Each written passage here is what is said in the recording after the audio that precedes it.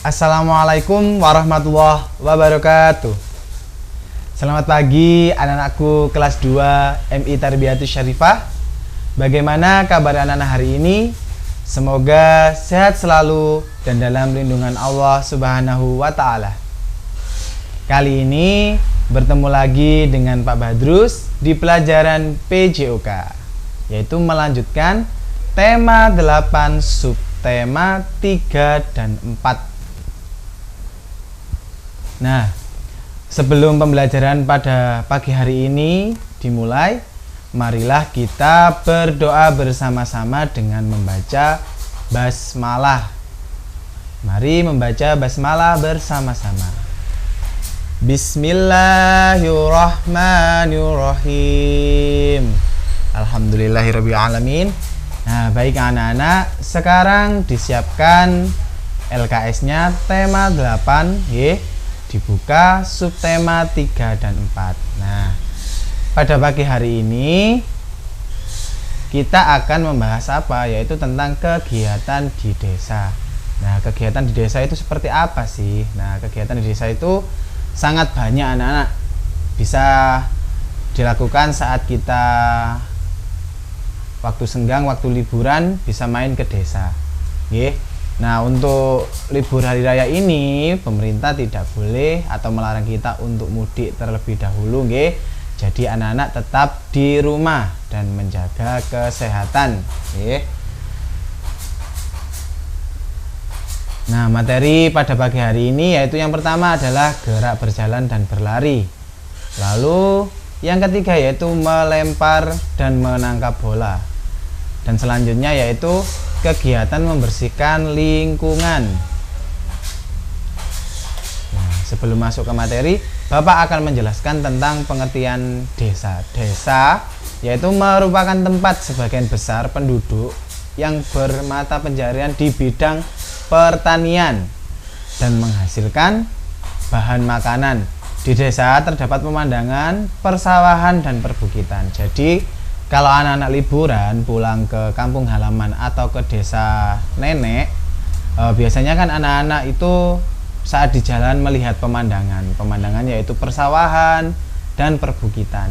Nah, dan di desa ini juga suasananya sangat tenang anak-anak, yaitu udaranya juga sejuk kalau pagi hari. Nah, rata-rata mata pencaharian orang-orang di desa yaitu seperti petani, yaitu ke sawah, ke ladang, yaitu menanam padi, menanam jagung, Ada juga yang berternak juga, anak-anak. Jadi di desa itu sangat tenang suasananya. Jadi enak kalau buat liburan.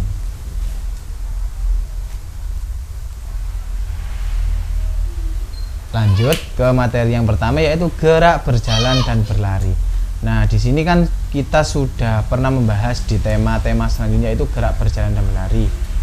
Nah, pada pagi hari ini kegiatan berlari atau jalan-jalan biasanya dilakukan di pedesaan, anak-anak. Kalau anak-anak libur itu biasanya kalau pagi pasti diajak neneknya jalan-jalan pagi. Karena apa? Karena suasana pagi hari di pedesaan itu sangat enak untuk jalan-jalan. Yang pertama, menghirup udara segar. Yang kedua, bisa merefresh otak kita jadi segar, anak-anak, dengan melihat pemandangan-pemandangan di desa. Nah, manfaat berjalan di pagi hari itu yang pertama yaitu menurunkan berat badan. Kalau anak-anak terlalu kelebihan berat badan, coba berjalan-jalan. Nggak harus di pedesaan, di rumah juga bisa. Lalu yang kedua, menyehatkan organ jantung. Nah, berjalan-jalan ini juga menyehatkan organ jantung, karena saat kita berjalan, jantung kita memompa darah lebih kencang atau mengalirkan darah lebih kencang. Lalu yang ketiga, menurunkan resiko diabetes, Lalu yang keempat adalah meningkatkan fokus. Nah, itu tadi tentang manfaat berjalan. Nah, berjalan ini lebih asik dilakukan rame-rame saat di pedesaan. Kalau anak-anak punya teman di pedesaan, coba diajak jalan-jalan pagi setelah sholat subuh atau jam 5 itu lebih asik. berjalan berkeliling desa, melihat persawahan juga bisa, melihat perbukitan, melihat pemandangan yang ada di desa. Nah, gerak berjalan ini langkah-langkahnya seperti kita berjalan setiap hari ya anak-anak. Di LKS juga sudah ada, yaitu yang pertama sikap awal, badan berdiri tegak. Yang kedua, pandangan ke depan. Yang ketiga, kedua tangan mengepal di samping badan. Lalu yang keempat, lakukan gerak berjalan. Yang kelima, lengan diayun samping badan. Nah, gerakan ini sudah sering anak-anak lakukan setiap hari ya. Nah, berjalan-jalan. Nah, saat bulan puasa ini juga asik untuk berjalan-jalan setelah apa? Setelah sholat subuh, nggih. Supaya anak-anak sehat. Setelah sahur jangan langsung tidur, nggih. Berjalan-jalan. Bisa jalan-jalan sore sambil ngabuburit juga bisa, nggih. Nah, dan selanjutnya yaitu kegiatan berlari, yaitu berlari. Nah, kegiatan berlari ini juga sering dilakukan di pedesaan juga anak-anak. Nah, biasanya berlari ini dilakukan juga di pagi hari dan sore hari. Jadi di pedesaan itu tidak hanya berjalan-jalan saja, tapi berlari juga. Cocok suasananya, nggih. Yaitu manfaatnya, yang pertama menurunkan berat badan, sama dengan berjalan, yaitu menurunkan berat badan. Lalu yang kedua yaitu menyehatkan organ jantung. Nah, saat kita berlari, jantung kita kan berdenyut sangat kencang. Nah, itu memompa darah juga. Jadi menyehatkan organ jantung. Lalu yang ketiga, meningkatkan kinerja otak. Nah, saat berlari juga meningkatkan kinerja otak. Lalu yang keempat, meningkatkan daya tahan tubuh. Nah, berlari ini bisa meningkatkan daya tahan tubuh anak-anak. Kalau anak-anak mudah terserang penyakit atau mudah sakit, coba berlari. Karena apa? Yaitu meningkatkan daya tahan tubuh. Supaya apa? Anak-anak tidak sering sakit, nggih. Nah, gerak berlari, kegiatan ini juga sering anak-anak lakukan. Biasanya anak-anak kalau bermain pasti ada yang kejar-kejaran atau lari-larian atau lomba berlari. Nah, yang pertama, badan sedikit condong ke depan. Yang kedua, lakukan ayunan kaki lebih tinggi. Yang keempat, gerak kaki dipercepat dari gerak berjalannya. Di sini poinnya yaitu gerakan kaki harus dipercepat atau lebih cepat dari gerak berjalan. Kalau berjalan kan santai, kalau lari harus cepat, namanya juga lari. Nah, yang keempat, lakukan gerakan berlari. Nah, di sini untuk berlari usahakan disesuaikan dengan kemampuan anak-anak, nggih. Kalau anak-anak saat berlari sudah capek, jangan dipaksa. Kalau sudah capek saat berlari, usahakan berjalan dulu. Kalau sudah merasa kuat berlari lagi, silahkan berlari. Nah, di sini saat bulan puasa, Bapak anjurkan jangan berlari, nggih. Karena apa? Karena nanti bisa haus. Boleh sebenarnya berlari kalau anak-anak kuat. Tapi di bulan puasa ini Bapak anjurkan anak-anak berjalan saja atau berjalan kaki ya, berjalan santai. Supaya apa? Supaya tidak haus. Bisa dilakukan saat sore hari sambil menunggu buka puasa. Lalu materi yang kedua yaitu gerak melempar dan menangkap bola. Nah, gerak melempar dan menangkap bola ini juga sering dimainkan di pedesaan. Salah satunya permainan kasti, permainan boy-boyan. Nah, itu biasanya dilakukan di pedesaan, nggih. Nah, pernahkah kamu bermain kasti? Pada permainan kasti ada gerak melempar dan menangkap anak-anak. Nah, saat anak-anak libur di desa, mengajak teman-temannya, ayo teman-teman kita bermain kasti. Nah, apa sih yang perlu disiapkan? Yaitu bola kasti, bola yang kecil. Nah, bisa dilihat di gambarnya seperti ini, lempar tangkap bolanya. Permainan ini lebih seru dimainkan dengan orang banyak atau beramai-ramai, karena apa? Permainannya lebih seru dan lebih hidup. Kalau hanya berdua saja kurang menantang, Jadi usahakan kalau anak-anak libur di desa, lakukanlah permainan ini. Karena apa? Di desa itu masih banyak lahan yang luas untuk melakukan permainan boy-boyan atau kasti.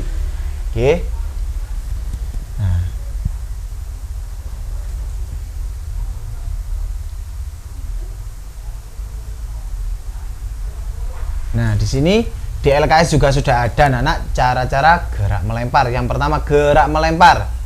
Yang pertama, badan condong ke depan, lalu pandangan ke arah sasaran. Lalu kaki kiri di depan dan kaki kanan di belakang. Dan selanjutnya yaitu melempar bola dengan satu tangan. Nah, di sini saat melempar bola usahakan pandangannya harus ke arah sasaran ya anak-anak. Jangan sampai tidak ke arah sasaran. Nanti saat melempar malah meleset atau kejauhan, atau bisa miring ke kanan atau miring ke kiri. Jadi usahakan saat melempar itu tepat pada sasaran. Supaya apa? Supaya orang yang menangkap itu bisa menangkap dengan baik. Juga diperkirakan saat melempar itu harus kencang atau tidak, Kalau jaraknya dekat jangan kencang-kencang anak-anak. Saat menangkapnya sangat susah karena lemparannya sangat kencang, Kalau jauh tidak apa-apa, harus kencang. Kalau tidak kencang malah bolanya tidak sampai pada sasaran. Nah, sekarang yaitu gerak menangkap. Nah, gerak menangkap ini yang harus dilakukan yang pertama adalah pandangan ke arah bola datang. Nah, kedua tangan bersikap atau bersiap ke arah bola yang datang. Dilanjut dengan lutut sedikit ditekuk dan menangkap bola dengan kedua tangan. Nah, di sini sebagai penangkap bola usahakan pandangannya harus ke depan juga, melihat bola yang dilempar. Nah, saat menangkap usahakan menggunakan dua tangan ya anak-anak. Karena apa? Saat kita menangkap dengan kedua tangan, peluang untuk menangkap bola itu sangat besar. Bisa menangkapnya dengan dengan sempurna. Kalau anak-anak sudah mahir bisa menggunakan satu tangan, silakan boleh. Tapi Bapak sarankan menggunakan dua tangan saja. Takutnya menggunakan satu tangan itu bolanya tidak tertangkap dan meleset, terkena ke muka anak-anak, Jadi usahakan menggunakan kedua tangan saja. Supaya apa? Supaya bolanya bisa tertangkap dengan sempurna, Nah, permainan ini bisa dilakukan anak-anak saat sore hari atau pagi hari saat bermain dengan teman-teman. Nanti sore atau saat waktu senggang bisa dilakukan di halaman rumah. Nah, saat melakukan permainan ini usahakan mencari halaman yang luas ya anak-anak. Jangan sampai dekat rumah, takutnya saat melempar nanti terkena kaca. Usahakan di lapangan yang luas.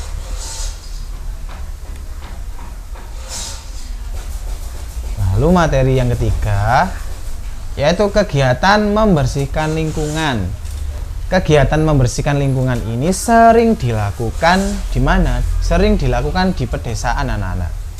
Yaitu dengan dengan gotong royong biasanya. Yaitu setiap hari Minggu biasanya warga-warga itu berbondong-bondong membersihkan lingkungannya. Atau habis ini lebaran kan di desa. Biasanya orang-orang itu berbondong-bondong membersihkan jalan-jalan dari semak-semak, dari lumpur liar, lalu memasang bendera atau mengecat tembok-tembok, ya. Jadi kegiatan ini dilakukan dengan atau dilakukan bersama-sama dengan masyarakat.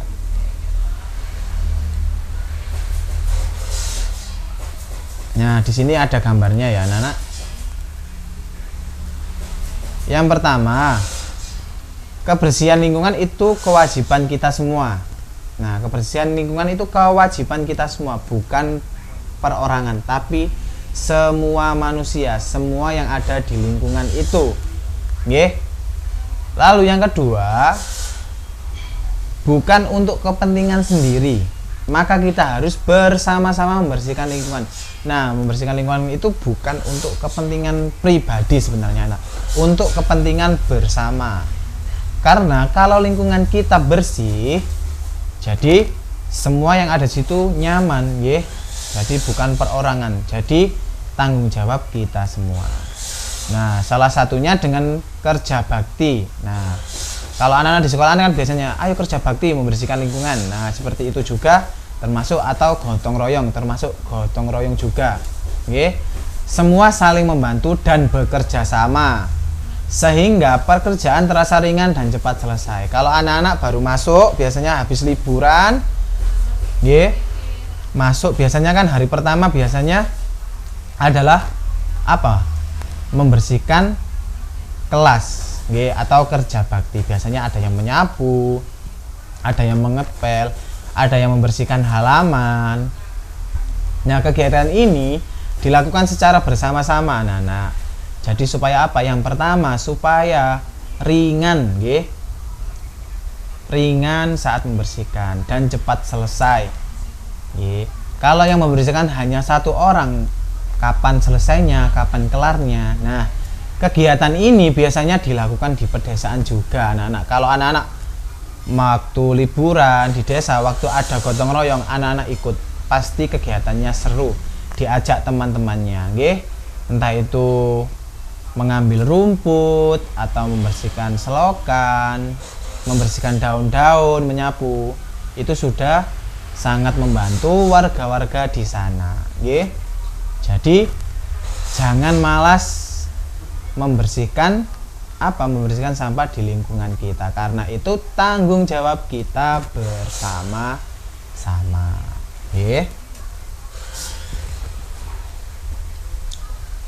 Oh, ternyata materi pada pagi hari ini sudah selesai, anak-anak. Nah, di sini anak-anak mendapat tugas yaitu membantu orang tua membersihkan rumah. Nah, sesuai dengan tema yaitu membersihkan lingkungan. Nah, dimulai dari membersihkan rumah, anak-anak sudah menjaga lingkungan anak-anak, Jangan sampai tidak membersihkan lingkungan di rumah. Jadi, tugas pada pagi hari ini yaitu membantu orang tua membersihkan rumah. Entah menyapu, mengepel, menyapu halaman, membersihkan halaman, Tugasnya yaitu membantu orang tua membersihkan rumah. Karena apa? Sekarang di bulan Ramadan juga supaya anak-anak nyaman saat berpuasa karena lingkungannya bersih, Nah, sebelum Bapak akhiri, Bapak berpesan kepada anak-anak tetap semangat, untuk belajarnya meskipun apa? Masih pandemik, pandemi Covid. Nah, ditambah lagi sekarang bulan Ramadan, anak-anak harus apa? Harus puasa, puasa penuh, karena sudah besar. Kalau tidak kuat bagaimana, Pak? Kalau tidak kuat silahkan puasa duhur, tapi dilanjut lagi dengan puasa maghrib, Nah, itu buat anak-anak yang baru belajar. Tapi yang sudah besar, untuk anak-anak kelas 2, usahakan puasanya sudah sudah penuh, sampai maghrib. Dan jangan lupa dijaga sholatnya, sholat tarawih, lalu dilanjut dengan tadarus. Ingat, pahala di bulan suci atau bulan Ramadan ini sangat besar, anak-anak. Jadi jangan disia-siakan, jangan hanya bermain HP saja. Usahakan sholatnya dijaga dan jangan lupa tadarus, mengaji setiap sore atau setiap sholat atau setiap selesai sholat nggih. Nah, Bapak akhiri, tetap dijaga kesehatannya. Wassalamualaikum warahmatullahi wabarakatuh.